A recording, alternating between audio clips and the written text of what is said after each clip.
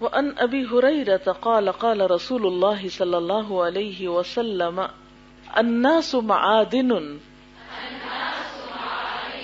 كمعادن الذهب والفضة خيارهم في الجاهلية خيارهم في الإسلام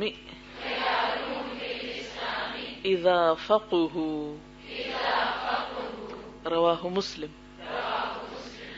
ترجمہ ہے الناس لوگ، معادن کانے ہیں، مائنز کانے. کان کس کو کہتے ہیں؟ ایک تو یہ کان ہے نا، پہاڑوں میں کانے ہوتی ہیں، ان کو بھی کان کیوں کہتے ہیں؟ وہ بھی اوپر سے کچھ نظر نہیں آتی لیکن اندر ایک پوری دنیا ہوتی. کبھی آپ کھیوڑا گئے ہیں اور سالٹ مائنز دیکھی ہیں؟ بظاہر پہاڑوں پہ کیا نظر آتا ہے؟ کو پتہ چلتا ہے کہ اس کے اندر یہ کچھ ہے؟ جب میں گئی تو میں حیران ہو گئی کہ اس کے اندر اتنا کچھ ہے.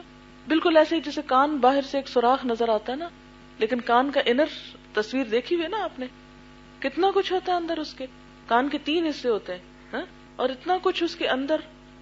ہم سمجھتے ہیں کان یہ ہے، یہ نہیں ہے صرف. تو اسی طرح جو کانیں ہوتی ہیں جس میں سے سونا چاندی نکلتا ہے، وہ بھی مائنز بھی اسی طرح اوپر بس کان کی طرح ہی ہوتی ہیں اور اندر تو پوری ایک دنیا آباد ہوتی ہے. الناس معادن لوگ کانے ہیں، کمعادن کانوں کی طرح، الذهب سونے کی، والفضة چاندی کی. جیسے کان کے اندر بھی سوراخ ہوتا ہے اور وہ جو کانیں ہوتی ہیں ان میں بھی کیا ہوتا ہے؟ کان کنی، مائننگ جس کو بولتے ہیں، یعنی جو کان کو اندر سے. اب جیسے سونا نکالنا ہے آپ نے تو کیا کریں گے؟ آپ پتھر کو توڑیں گے، کھودیں گے، اندر جائیں گے تو آگے جائیں گے اور نکلے گا، آگے جائے گا اور نکلے گا، نکلے گا نکلے گا دور تک. اب کبھی کھودتے ہیں تو اس میں سے سونا نکل آتا ہے، کبھی کھودتے ہیں تو اس میں سے چاندی نکل آتی ہے. تو آپ صلی اللہ علیہ وسلم نے فرمایا کہ انسان بھی اسی طرح ہوتے ہیں، کچھ سونے کی کان کی طرح ہوتے ہیں اور کچھ چاندی کی کان ہوتے ہیں. یعنی سارے لوگ برابر نہیں ہوتے. مراد اس سے کیا، کچھ لوگوں میں بہت خیر ہوتی ہے، وہ بظاہر آپ کو پہاڑ کی طرح، پتھر کی طرح نظر آئے. مثلا اب آپ یہاں سب تشریف لائیں تو ابھی آپ کیا ہیں؟ پہاڑ ہیں. ٹھیک ہے، ہم کیا کریں گے؟ کھودیں گے. ٹھیک ہے، کہیں سے سونا نکلے گا، اتنا چمکیں گے، اتنا چمکیں گے کہ بہترین فائدہ اٹھائیں گے. اور کچھ لوگ توجہ ہی نہیں دیں گے، دلچسپی نہیں، بس تھوڑا سا سن لیں گے، تھوڑا نہیں. زبردستی کام کرائیں گے ان سے تو کریں گے، پوچھ کر کے کل کیوں چھٹی کی تھی، کیوں لیٹ آئے تھے. بس کوئی پوچھتا رہے تو ٹھیک ہے، نہیں پوچھا تو گئے. تو ظاہر ہے پھر سونے اور چاندی کی قیمت میں بہت فرق ہوتا ہے. جب سونا مارکیٹ میں آتا ہے تو اس کی ویلیو کیا ہوتی ہے؟ ہزاروں میں ہوتی ہے نا. اور چاندی کی ویلیو، حالانکہ دونوں میں چمک ہے، دونوں کی قیمت ہے، دونوں پگھلائے جاتے ہیں، لیکن دونوں کی قیمت میں فرق ہو جاتا ہے، ویلیو میں فرق ہے دونوں کی. الناس معادن کمعادن الذهب والفضة. بظاہر کچھ پتہ نہیں چلتا کہ کون کیا ہے، اس لیے کبھی کسی کی شکل دیکھ کے اس کو حقیر نہ سمجھو. ٹھیک، جب تک معاملہ نہ پڑے، جب معاملہ پڑے اس کو کام سپرد کیا جائے، اس کی ذمہ داری اس پہ پڑے، پھر دیکھیں کہ وہ کیا کر کے لاتا ہے، یہاں سے کسی کی قیمت ہوگی. ٹھیک. خیارہم ان میں سے اچھے، خیار خیر سے، ان میں سے اچھے، فی الجاہلیت جاہلیت میں، خیارہم فی الاسلام اسلام میں بھی بہت اچھے ہوتے ہیں. جو لوگ دور جاہلیت میں بہت خراب کام کر رہے ہوتے ہیں اور بہت آگے جا چکے ہوتے ہیں خرابیوں میں، جب وہ ریورٹ ہوتے ہیں، اسلام کی طرف پلٹتے ہیں، تو وہ اسلام میں بھی چمک اٹھتے ہیں، بہت زبردست کارنامے کرتے ہیں. حضرت عمر رضی اللہ تعالیٰ عنہ کی مثال آپ کے سامنے ہے. وعن ابن مسعود قال قال رسول اللہ صلی اللہ علیہ وسلم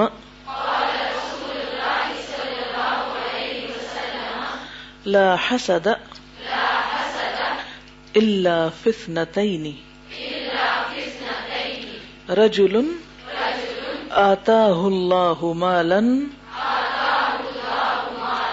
فسلطه على هلكته في الحق ورجل آتاه الله الحكمة فهو يقضي بها ويعلمها متفق علیہ. میں اس کا لفظی ترجمہ کرتی ہوں. وَأَنْ ابن مسعود، ابن مسعود سے روایت ہے، ابن مسعود کون ہے؟ عبداللہ بن مسعود. قال انہوں نے کہا قال رسول اللہ صلی اللہ علیہ وسلم رسول اللہ صلی اللہ علیہ وسلم نے فرمایا لا حسد نہیں حسد الا مگر فی اثنتین دو میں یعنی دو لوگوں میں رجل ایک شخص آتاہ اللہ مالا دیا اس کو اللہ نے مال فسلطہ پھر توفیق دی اس کو علی ہلاکتہ اس کے خرچ کرنے میں ہلاکا کہتے ہیں ہلاک کرنے کو فی الحق کے حق میں ورجل اور ایک شخص آتاہ اللہ الحکمت دی اس کو اللہ نے حکمت یعنی علم فہوا تو وہ یقضی فیصلہ کرتا ہے بہا ساتھ اس کے ویعلمہا اور تعلیم دیتا ہے اس کی یا سکھاتا ہے اس کو. متفق علیہ یہ حدیث متفق علیہ ہے یعنی بخاری اور مسلم نے اس کو روایت کیا ہے. اب اس حدیث کا مفہوم میں آپ کو بتا دیتی ہوں. لا حسد الا فی اثنتین نہیں حسد یعنی جائز نہیں. نہیں حسد کا مطلب کیا ہے؟ حسد جائز نہیں. الا فی اثنتین مگر دو لوگوں میں دو شخصوں میں.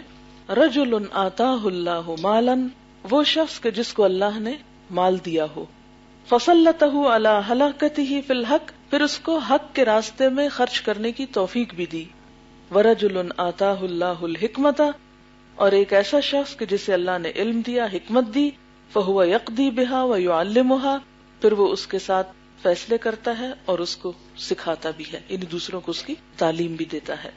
اب میں ذرا سا ٹیکسٹ پڑھوں گی پھر اس کے بعد اس کی تفسیر کروں گی پھر ٹیکسٹ پڑھوں گی تاکہ آپ ٹیکسٹ کو یاد کر سکیں. وعن ابن مسعود قال قال رسول اللہ صلی اللہ علیہ وسلم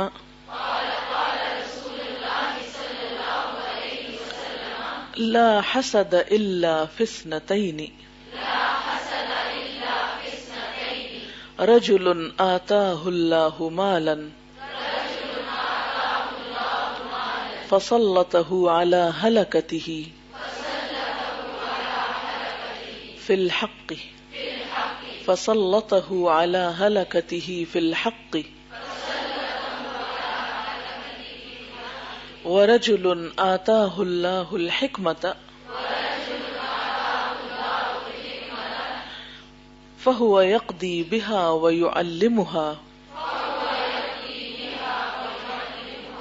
متفق علیہ. حسد کس کو کہتے ہیں؟ وہ کیا ہوتا ہے؟ کسی کی نعمت کے بارے میں کیا سوچنا. جی اگر کسی دوسرے کے پاس نعمت پائے انسان تو اسے دیکھ کر خوش ہونے کی بجائے جلے کوڑے اور ساتھ یہ تمنا بھی کرے کہ یہ چیز اس سے چھن جائے مجھے مل جائے یا نہ ملے لیکن یہ کہ اس سے چھن جائے. یعنی کسی کی نعمت کو اس کے پاس دیکھ کر برداشت نہ کرنا اور اس سے چھننے کی آرزو کرنا یا ختم ہونے کی آرزو کرنا. حسد کے مقابلے میں ایک اور لفظ بھی ہوتا ہے رشک. رشک کیا ہوتا ہے؟ انسان کسی کی نعمت کو دیکھ کر اس پر خوش ہو یعنی جلنے کڑنے کی بجائے اس پر خوش ہو اور ساتھ یہ تمنا ہو کہ اللہ تعالیٰ ہمیں بھی ایسی عطا کرے. حسد جو ہے یہ جائز نہیں لیکن رشک جو ہے یہ جائز ہے.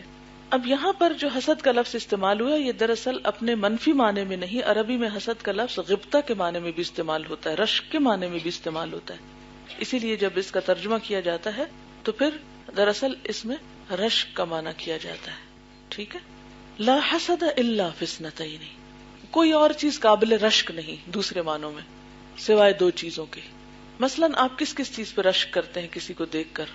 آپ کو کسی کی کون سی نعمت کھلتی ہے؟ کھلتی ہے کا مطلب معلوم یعنی اس پر آپ بے چین ہونے لگتے ہیں. کون سی چیز کسی کے پاس دیکھ کر آپ کے دل میں ایک حسرت سی پیدا ہوتی ہے؟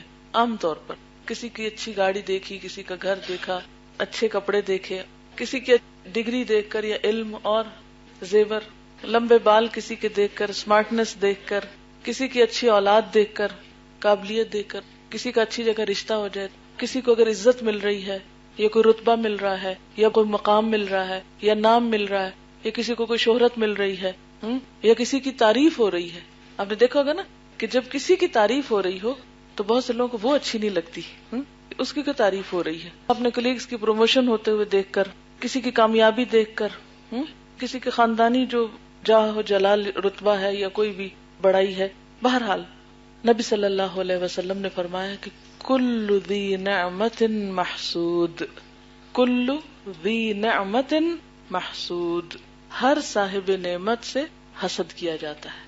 یعنی یہ چیزیں تو ہے ہی، لیکن ہر صاحب نعمت، یہ نہیں کہ یہ کسی خاص شخص سے ہوتا ہے، جس کے پاس بھی کوئی نعمت ہوتی ہے ان سے حسد ہوتا ہے. اسی لیے ہمیں قرآن پاک کے آخر میں کیا دعا سکھائی گئی ہے؟ قل اعوذ برب الفلق من شر ما خلق ومن شر غاسق اذا وقب ومن شر النفاثات فی العقد ومن شر حاسد اذا حسد. یعنی حسد کا لفظ قرآن پاک میں بھی استعمال ہوا ہے. اور حاسد کا شر کیا ہوتا ہے؟ حاسد پھر کوئی نقصان بھی بعض اوقات پہنچاتا ہے نا. جب وہ دیکھتا ہے کہ میری تمنا سے، آرزو سے، خواہش سے، خیال سے کسی کی چیز نہیں گئی، نقصان نہیں ہوا، تو پھر وہ خود کوئی ایکشن شروع کر دیتا ہے. ٹھیک ہے. اچھا، اب آپ دیکھیے کہ یہ جو فرمایا گیا کہ لا حسد الا فی اثنتین، نمبر ایک تو آپ صلی اللہ علیہ وسلم نے فرمایا کہ ہر صاحب نعمت سے حسد کیا جاتا ہے. لیکن مومن کو کیسا ہونا چاہیے کہ صاحب نعمت کو دیکھ کر دنیا کی جو چیزیں ہیں ان پر حسد نہیں کرنا چاہیے، ان پر رشک نہیں کرنا چاہیے. مثلا اگر کسی کے پاس اچھا گھر ہے تو کوئی بات نہیں، اللہ اس کو مبارک کرے. اگر کسی کے پاس اور مثلا اچھی گاڑی ہے تو کوئی بات نہیں، اس پر ہم کیوں غم میں مبتلا ہوں یا کیوں جلیں کوڑے. شکر کریں اللہ نے آپ کو 2 پیر دے رکھے ہیں کہ آپ چل سکتے ہیں. تو دنیا کی کوئی بھی نعمت کسی کے پاس بھی ہو تو اسے دیکھ کر حسد نہیں کرنا چاہیے، رشک بھی نہیں کرنا چاہیے.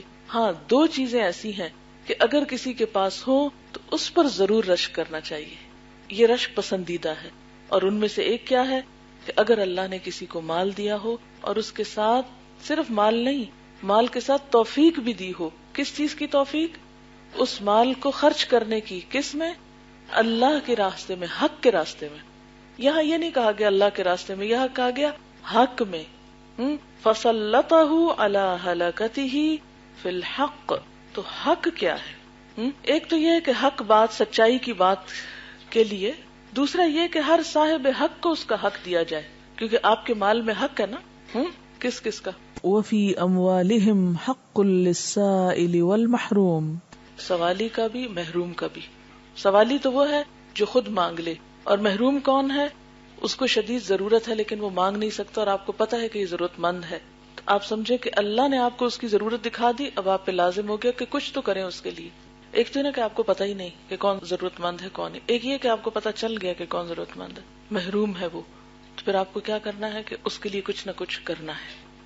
آپ دیکھیے کہ ہر حقدار کو اس کا حق دینا، اس میں رشتہ دار بھی آتے ہیں. جیسے قرآن پاک میں تقریباً 11 جگہ رشتہ داروں کو حق دینے کے بارے میں آتا ہے کہ والدین کے ساتھ احسان کرو، وبذی القربی، رشتہ داروں کے ساتھ. یعنی آپ کے مال میں رشتہ داروں کا حق ہے. ٹھیک ہے. لیکن عام طور پر لوگ حق نہیں دیتے، اسی وجہ سے ہمارے رشتہ داروں کے ساتھ تعلقات اچھے نہیں رہتے. آپ نے دیکھا ہوگا بعض اوقات ایک شخص کو اللہ تعالیٰ بہت نعمتیں دیتا ہے اور اسی کا بہن یا بھائی جو ہیں وہ اچھے حال میں نہیں ہوتے. وہ ان نعمتوں کو خود استعمال کرنا چاہتا ہے، اپنے بہن بھائیوں کو نہیں دینا چاہتا. نتیجہ کیا ہوتا ہے کہ بہن بھائی اس سے حسد کرنے لگتے ہیں اور برے معنوں میں پھر حسد کرنے لگتے ہیں، پھر جگہ جگہ ان کی برائیاں کرنے لگتے ہیں یا کسی نہ کسی طرح نقصان پہنچانے کی کوشش کرتے ہیں اور تعلقات کشیدہ ہوتے ہیں، ایک دوسرے سے نفرتیں ہوتی ہیں اور بہت سی خرابیاں ہوتی ہیں.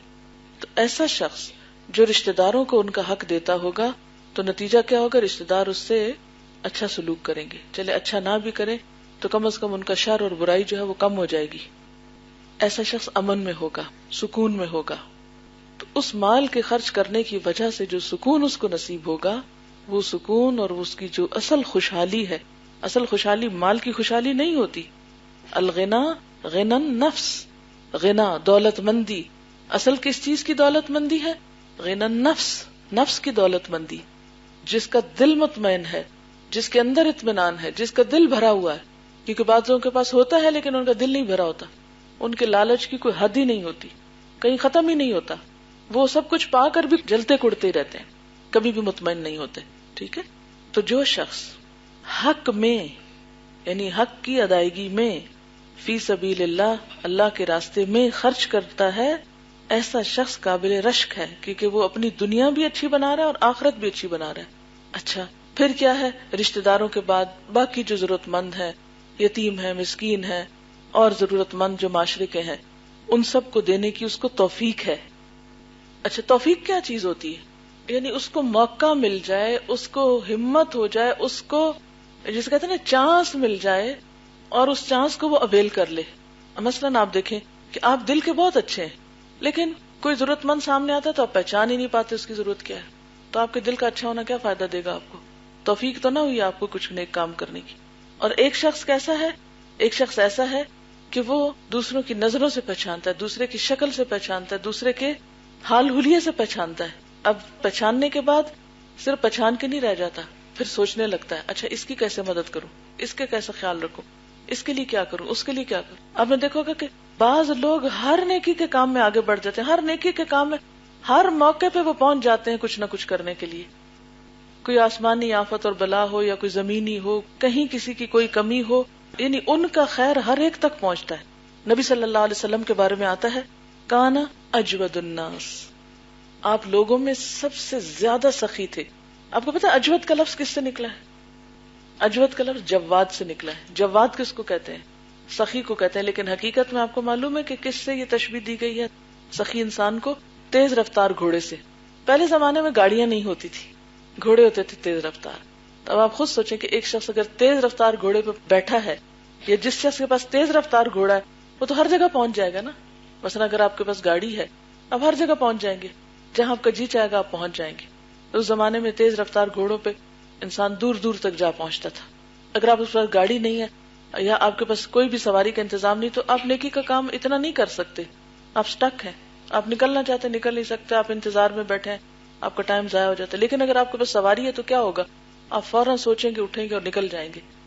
تیز رفتار گھوڑے کے لیے لفظ جواد استعمال ہوتا ہے. تو جواد سخی انسان کیا ہے؟ وہ نیکی کرنے میں تیز رفتار گھوڑے کی طرح ہوتا ہے. موقع ملا اور ایڑ لگائی اور گیا، انتظار میں نہیں بیٹھا. اور نبی صلی اللہ علیہ وسلم رمضان کے مہینے میں کیسے ہوا کرتے تھے؟ تیز آندھی سے بھی زیادہ تیز، اجود الناس. لیکن رمضان میں تیز آندھی یا تیز ہوا سے بھی زیادہ سخاوت کرتے تھے. اچھا تیز ہوا جب چلتی ہے تو اس کا اثر ہر جگہ پہنچتا ہے. آپ نے دیکھا کہ چھوٹے چھوٹے سوراخوں میں سے بھی وہ نکل کے اندر آ جاتی ہے، ہوتا نا ایسے. تو اس کا مطلب یہ ہے کہ جب آپ تیز آندھی کی طرح ہوتے تھے سخاوت میں تو ہر شخص تک، ہر چیز تک آپ کی خیر اور بھلائی پہنچتی تھی.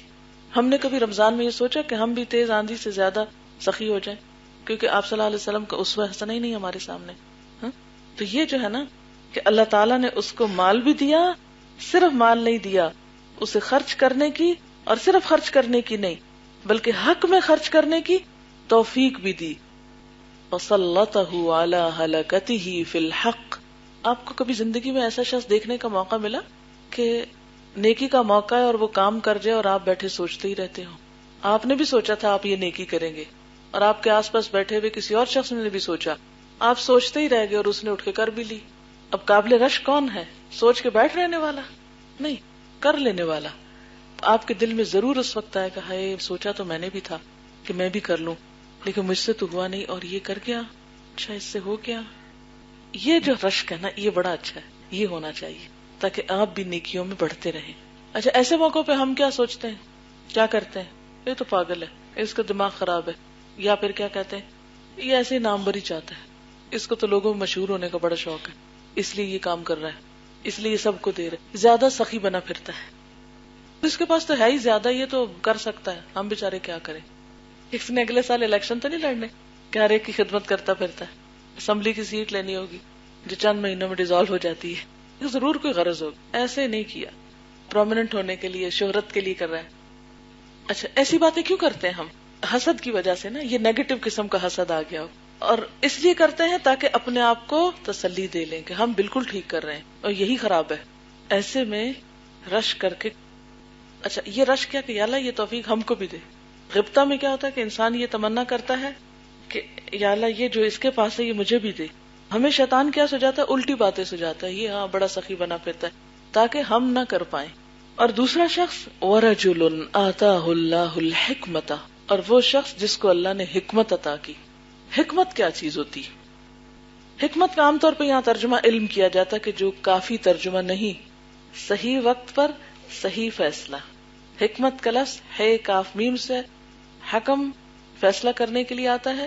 حکمت وہ صلاحیت جس کی بنا پر آپ رائٹ ٹائم پہ رائٹ ڈیسیژن لے سکیں، اور علم کے معنی میں بھی استعمال ہوتا ہے. اچھا، رائٹ ٹائم پہ رائٹ ڈیسیژن لینے میں کیا چیز مدد دیتی ہے دراصل انسان کو؟ درست علم. کیونکہ اگر صحیح علم نہ ہو تو آپ ڈیسیژن تو لے سکتے ہیں مگر ہو سکتا ہے رائٹ نہ لے. مثلا آپ کے پاس کچھ پیسے ہیں آپ کے ہاتھ میں، آپ چاہتے ہیں ان کو خرچ کریں. مثلا اگر میں آپ میں سے ہر ایک کو 5-5 روپے دوں اور کہوں جاؤ اچھے سے کام میں خرچ کر کے آؤ، تو آپ کا کیا خیال ہے سب ایک کام میں کریں گے؟ کیا ہوگا؟ کوئی کہیں کرے گا، کوئی کہیں کرے گا، کوئی کہیں کرے گا. اب سب کا کیا برابر نہیں. جیسے ہوتا ہے نا، مختلف لوگوں کے پاس کچھ پیسے جمع ہو جاتے ہیں، کوئی بزنس سٹارٹ کر دیتا ہے، کوئی کرتا ہے، کسی کو بہت پروفٹ شروع ہو جاتا ہے اور کسی کو بہت ہی لاس ہو جاتا ہے. سب ایک بزنس تو نہیں کرتے. ہر شخص اپنی عقل، سوچ، ماحول، ضرورت کے مطابق، اپنی صلاحیت کے مطابق بزنس کرتا ہے. بالکل اسی طرح یہ جو ہم اللہ کے راستے میں مال خرچ کرتے ہیں، یہ بھی دراصل ہم کیا کرتے ہیں؟ بزنس کر رہے ہوتے ہیں. یہ بھی ایک تجارت ہے. اور یہ تجارت کیسی ہے کہ جس میں ہمیں پروفٹ حاصل ہونا ہے. اب کون شخص زیادہ بہتر جگہ خرچ کرنے کی صلاحیت رکھتا ہے؟ جس کے پاس کیا ہو؟ حکمت ہو، علم ہو. ٹھیک ہے، ایسا شخص جس کو اللہ نے علم دے رکھا ہو، سمجھ دے رکھی ہو، اور پھر اس کے مطابق وہ صحیح فیصلے کرتا ہو. اس موقع پر، اس وقت، اس جگہ مجھے کیا کرنا چاہیے. اور سب سے بڑی حکمت تو یہ ہے کہ انسان اپنی زندگی کو، اپنے وقت کو، اپنی صلاحیتوں کو، اپنے مال کو اچھے سے اچھی جگہ، بہترین سے بہترین طریقے پر خرچ کرنے کی صلاحیت رکھتا ہو، اس کی سمجھ بوجھ رکھتا ہو. کیونکہ کئی لوگوں کے پاس مال ہوتا ہے، ان کو یہی سمجھ نہیں اس کا کرنا کیا ہے. ان کے پاس علم ہوتا ہے لیکن انہیں یہ سمجھ نہیں آتی کس کو کتنا کب کیسے دینا ہے. مثلا ایک سبجیکٹ میں 2 لوگ پی ایچ ڈیز ہیں. آپ نے دیکھے ہوں گے مثلا اسکول، کالج، یونیورسٹی وغیرہ میں. آپ جس کالج سے آئے ہیں، مثلا ہسٹری کی 2 ٹیچرز تھیں، اسلامیات کی 2 ٹیچرز تھیں. کیا وہ دونوں ایک جیسا پڑھاتی ہیں؟ نہیں پڑھاتی نا. حالانکہ دونوں کے پاس برابر کی ڈگری ہے. ایک بہت اچھا پڑھاتی ہے آپ کے خیال میں اور دوسرا نہیں. پر کس چیز کا ہوا پھر؟ قابل رشک کون ہوا؟ جس کو اللہ نے حکمت دی، یعنی علم دیا، اور علم کو صحیح طور پر استعمال کیا. اس نے کیسے؟ فَهُوَ يَقْضِي بِهَا، پھر وہ اس کے ساتھ فیصلے کرتا ہے. اچھا، یہ کون سے فیصلے؟ ایسا نہیں کہ کسی عدالت میں قاضی لگ جاتا ہے، یہ مراد نہیں ہے. اس سے مراد کون سے فیصلے ہیں؟ ہر وقت کے فیصلے جو ہوتے ہیں نا. ہم ہر وقت ایک ڈیسیژن لے رہے ہوتے ہیں. مثلا اس وقت میں بول رہی ہوں تو کیا میں کوئی ڈیسیژن لے رہی ہوں یا نہیں؟ کیا ڈیسیژن لے رہی ہوں اس وقت؟ تو مجھے کیا بولنا چاہیے، یہاں یہ بات کہنی چاہیے یا نہیں کہنی چاہیے؟ یہ ڈیسیژن ہے نا. اسی طرح مجھے اس کمرے میں اس وقت بیٹھنا چاہیے، یہاں سے چلے جانا چاہیے، ڈیسیژن ہے نا. یہاں آنے سے پہلے میں نے ڈیسیژن لیا نا کہ مجھے جانا چاہیے یا نہیں جانا چاہیے. تو ہم اپنے وقت کے استعمال میں، اپنے مال کے استعمال میں، اپنی زندگی کے استعمال میں ہر وقت ایک ڈیسیژن لے رہے ہوتے ہیں. تو جو شخص علم کی بنا پر فیصلے کرتا ہے وہ درست فیصلے کرتا ہے. مثلا آزان ہو رہی ہوتی ہے نا جیسے، تو کچھ لوگ آزان کا جواب ہی نہیں دیتے، ہے نا ایسے لوگ. کیوں نہیں دیتے؟ وجہ پتا ہے آپ کو؟ ان کو پتا ہی نہیں. ایک دوسرا شخص جس کو پتا ہے، ہو سکتا ہے وہ بھی جواب نہ دے رہا ہو. وہ کیوں؟ لاپرواہی کی وجہ سے. ایک تیسرا شخص جس کے پاس علم ہے، اذان سن رہا ہے، موقع بھی ہے، اب وہ جواب دے رہا ہے. یہ کون سا ہو گیا؟ یہ اس کیٹیگری کا شخص ہے. رجل آتاہ اللہ الحکمت فیقضی بہا. اب وہ اس کے ساتھ فیصلہ کر رہا ہے. اس کو پتا ہے اذان کا جواب دے کر جو دعا کی جاتی ہے وہ قبول ہوتی ہے. یہ میرے لیے بڑا ہی غنیمت کا موقع ہے. کیا پتا اس وقت جو میں دعا مانگوں وہ کتنی قبول ہو جائے، میرے لیے کتنے بھلائیوں کے راستے کھل جائیں. تو وہ اس وقت کو ضائع نہیں جانے دیتا. اسی طرح مثلا آپ لوگ یہاں آئے، ہو سکتا ہے اس وقت آپ کے سامنے کوئی اور کورس کرنے کا بھی آپشن ہوتا ہے نا. آپ نے، جیسے میں نے بی اے کیا تھا تو میرے سامنے 2-3 آپشنز تھے. اس میں سے جو ڈیسیژن اللہ تعالیٰ نے کروایا میرے خیال میں وہ بہت اچھا ہوا. اسی طرح آپ کی زندگی میں بھی مختلف مواقع پر مختلف ڈیسیژن لینے کی باری آتی ہے. مثلا یہاں آنا آپ کا کیا ایک ڈیسیژن تھا یا نہیں؟ آپ نے ڈیسیژن لیا یا نہیں؟ اور اگر آپ یہاں آنے کا ڈیسیژن نہیں لیتے، مثلا گھر بیٹھ جانے کا ڈیسیژن لیتے یا مثلا کوئی اور کورس کر لینے کا ڈیسیژن کرتے تو آپ کر سکتے تھے. اگر آپ آج یہاں نہ ہوتے تو کہیں اور تو بیٹھے ہوتے. بہت سے لوگ جو یہاں نہیں ہیں وہ کہیں نہ کہیں اور بیٹھے ہوئے ہیں. بہت سی لڑکیاں جو آپ کے ساتھ کالج میں تھی، یونیورسٹی میں تھی، وہ اس وقت گھر میں فارغ بھی بیٹھی ہوں گی، کچھ نہیں کر رہی ہوں گی. آپ نے اپنے آپ کو کمٹ کر لیا، یہاں آ گئے. اب کیا ہوا؟ ایک ڈیسیژن کیا نا آپ نے. اب آپ کا یہ ڈیسیژن آپ کی زندگی میں بہت مختلف طریقے سے اثر انداز ہونے والا ہے. تو یہ تمام چیزیں کس سے تعلق رکھتی ہیں؟ حکمت سے تعلق رکھتی ہیں. فَهُوَ يَقْضِي بِهَا، اور وَيُعَلِّمُهَا، اور وہ اس کی تعلیم دیتا ہے، دوسروں کو بھی سکھاتا رہتا ہے.